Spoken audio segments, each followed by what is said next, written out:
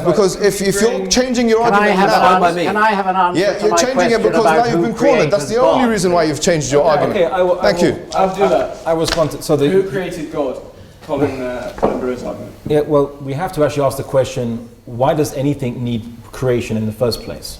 Right? It's a more fundamental question, yeah? So, I mean, I could take this club, but sometimes I just take a stone or something and I say, how do you know that this actually thing was created or required creation?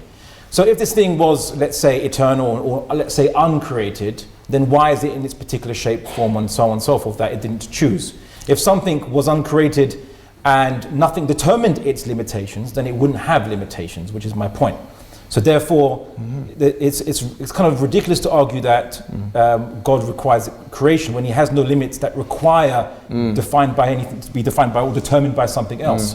And that's why we know that anything is created is only because it has limitations. How long do you think God's been around for?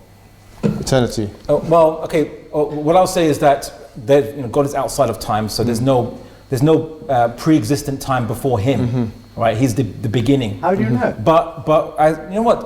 I just want to kind of just pause and rewind something that you mentioned in your presentation. I just want to just briefly touch on it before we touch anything else, which is you said that Islam is terrified of people professing atheism, right?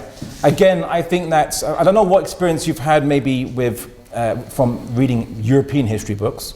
But I suppose you should read books from about Mesopotamia and Islamic civilization. The Prophet Muhammad, if I may just finish, I'll let you respond.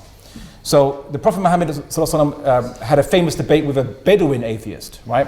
There was no intolerance there. The Bedouin atheist actually became Muslim, but there was no intolerance just because the guy initially professed to be atheist. Abu Hanifa, famous classical scholar in medieval Iraq, Baghdad actually, had public open-air debates with atheists. Presumably there's atheists who were living in Baghdad at the time to actually be invited to open-air debates, and no one killed them or was intolerant to them at all whatsoever. And when you say, oh, Islam is terrified of atheists, I just want to say something. You're not special.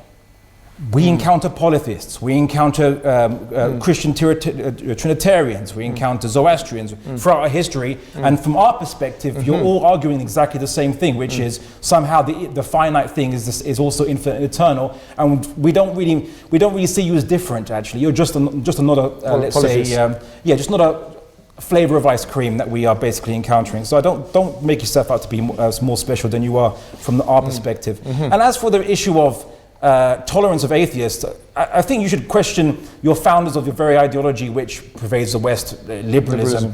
John Locke, in his Letter on Toleration, argued that you should tolerate different Christian sects, Protestants basically, but not atheists, because you can't trust what they say. They don't believe in any higher moral value other than mainly what is expedient. Rousseau made also the same argument, and some people say that under the current, you could say, atheistic idea as opposed to the natural rights arguments of John Locke, but the Benthamite arguments of utilitarianism. Really, morality is only based on expediency, and then people's rights are based on whether it's expedient to the state to even tolerate your rights. So now this is not related to the debate itself, but the guy brought it up, and it's really disingenuous to bring up in that kind of debate. Yes.